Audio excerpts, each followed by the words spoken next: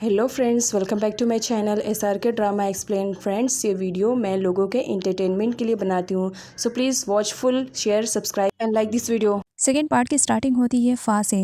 फ़ा का कंपनी में आज पहला दिन था और वो बहुत ही ज़्यादा खुश थी।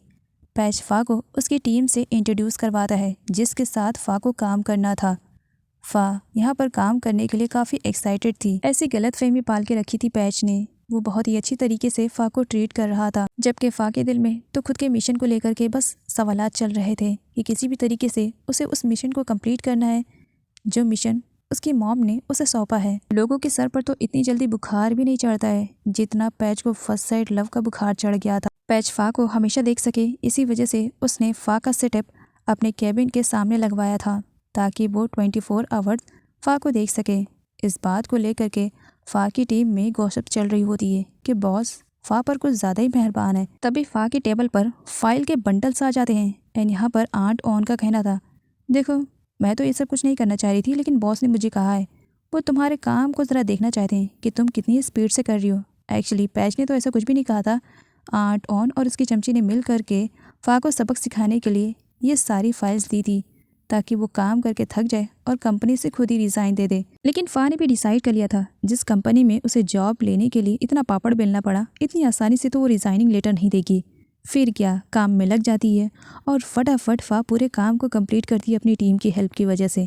और उसे काम करता हुआ पैच देख रहा था। फ़ा का अभी भी थोड़ा काम बचा हुआ था, तभी उसके पास पैच आता है और बताता है कि उसकी एक न्यू बिल्डिंग बनी हुई है जिसे वो विजिट करने के लिए जा रहा है। क्या फ़ा भी चलना पसंद करेगी? फ़ा तो पैच के साथ टाइम स्पेंड करना चाह रही थी, उसे अपने प्यार में पूरी तरीके से लट्टू जो बनाना चाह रही थी, तो इसी वजह से वो भी चली जाती है। जहाँ का अपार्टमेंट देख करके फ़ा को काफ़ी अच्छा लगता है। पैच पूछता है कि क्या उसे पसंद आया। फ़ा हाँ बोलती है। नेक्स्ट मॉर्निंग फ़ा के उठने पर पैच उससे पूछता है क्या उसे रात में नींद अच्छे तरीके से आई। फ़ा हाँ बोलती है। फ़ा के हाथ में एक फ्लावर्स था जिसे देख करके वो थोड़ी सी अपसेट सी हो जाती है। पैच पूछता है। फ़ा कहती है नहीं कुछ नहीं, बस ये फ्लावर्स ऐसे हैं। उन्हें देख करके उसे किसी की याद आती है और यहाँ पर फ़ा बताती है कि सारे फ्लावर्स तो उसे पसंद नहीं है, लेकिन ये फ्लावर्स उसे बहुत ही ज़्यादा पसंद है। आगे फ़ा मिरर के सामने खड़ी होकर रो रही थी और पास्ट का फ्लैशबैक याद करती है कि किस तरीके से उसके डैड ने उसी के सामने अपना दम तोड़ा था और वो कुछ भी नहीं कर पाई थी। पैच नोटिस करता है कि फ़ा कुछ अपसेट सी दिखाई दे रही है। वो पूछता भी है, लेकिन फ़ा नॉर्मल होने की अच्छी तरीके से एक्टिंग कर रही थी, जिसकी वजह से पैच को उस पर डाउट नहीं हो पाता है। घर पहुंचने के बाद पैच अपने ड्राइवर से कुछ लाने के लिए कहता है और उसके बाद वो बहुत ही ज़्यादा खुश हो रहा था कि उसका दिया हुआ काम ड्राइवर को पूरा करना है। पैच जब अंदर जाता है तब वो अपने डैड को देखता है। डैड उसी का वेट कर रहे थे। पैच को काफ़ी खुश देख करके डैड पूछते हैं, क्या मैं जो समझ रहा हूँ वही बात है? क्या तुम्हारी लाइफ में कोई है जिसकी वजह से तुम्हारे फेस पे इतनी बड़ी स्माइल आई है? पहले तो पैच छुपाने की कोशिश करता है, लेकिन डैड के फोर्स करने पर वो बता ही देता है कि हाँ, किसी लड़की से वो प्यार करता है, लेकिन शायद अभी उस लड़की को इसके बारे में ना मालूम हो। डैड कहते हैं अगर नहीं मालूम है तो जाओ उसे बताओ, और मैं जहाँ तक जानता हूँ कि मेरे बेटे को कोई भी रिजेक्ट नहीं कर सकता है। पैच स्माइल करने लगता है क्योंकि डैड जिस टाइप की लड़की फ़ा को समझ रहे थे वो तो उससे डिफरेंट है। इस बात को लेकर के पैच स्माइल कर रहा था। नेक्स्ट डे फ़ा जब कंपनी आती है तब सारे एम्प्लॉयज़ के हाथ में फ्लावर्स देख करके खुद भी शॉक में हो जाती है, क्योंकि पैच के अपार्टमेंट में जिस फ्लावर को उसने अच्छा कहा था वही फ्लावर्स अभी सारे एम्प्लॉयज़ के हाथ में थे और फ़ा के भी हाथ में आ जाता है। एम्प्लॉयज़ के थ्रू उसे मालूम पड़ता है कि बॉस को पता नहीं क्या हो गया, उन्होंने हर एक एम्प्लॉय को ये फ्लावर्स दिया हुआ है और ये सब कुछ पैच ने फ़ा की खुशी के लिए किया था और फ़ा के फेस पर स्माइल देख करके वो काफ़ी खुश हो रहा था। विट के डैड विट को जगाते हैं जो कि सो रहा था।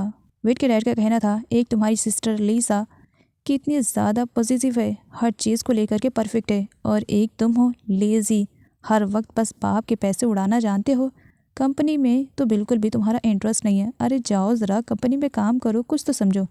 लेकिन विट सोने पे आ जाता है। डैड उससे कहते हैं अगर तुम दोबारा से इस तरीके से सोते रहोगे और कंपनी में अपना पूरा 100% नहीं दोगे तो फिर मैंने तो डिसाइड कर लिया है कि मैं तो अपनी प्रॉपर्टी से तुम्हें बाहर कर दूंगा। जिस पर विट कहता है डैड अब इतना भी अत्याचार मत कीजिए, मैं काम तो करता हूँ।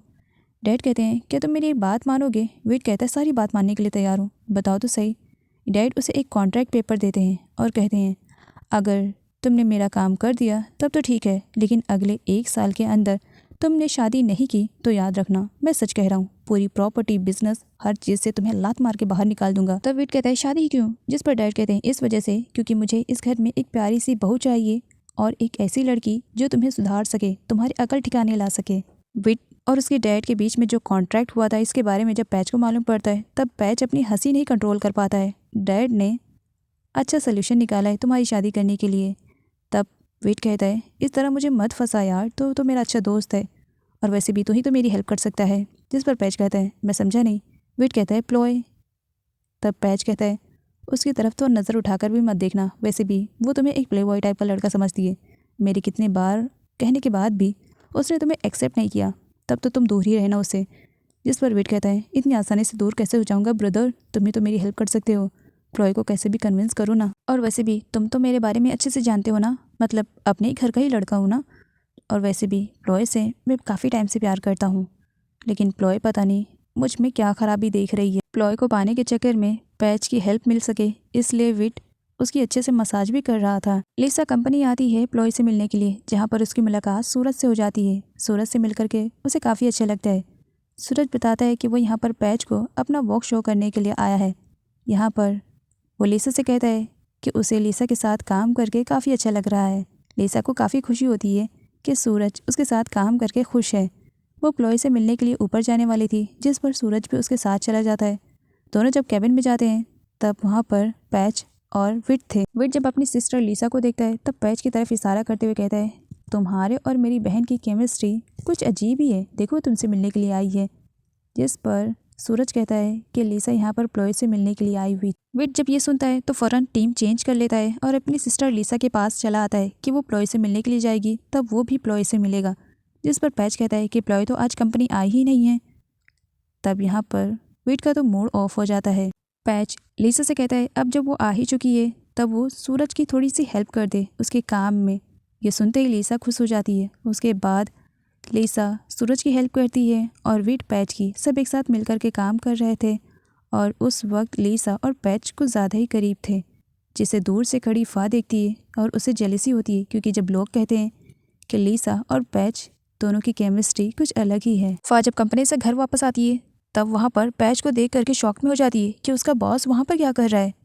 तब यहाँ पर आंट बताती है कि पैच आज का उनका कस्टमर नहीं है, पिछले 2 साल का कस्टमर है और वो अक्सर यहाँ पर अपनी फेवरेट डिज़र्ट को खाने के लिए आया करता है। और पैच को यहाँ पर मालूम पड़ता है कि फ़ा यहाँ पर रहती है। फ़ा बताती है कि वो अपनी स्टडीज़ के लिए एब्रॉड चली गई हुई थी, जिसकी वजह से उसे नहीं मालूम कि पैच यहाँ पर डिज़र्ट खाने के लिए आया करता था। पैच फ़ा से कहता है कि वो अपनी फेवरेट वाली डिज़र्ट खाने जा रहे हैं, तो क्या वो भी खाना पसंद करेगी।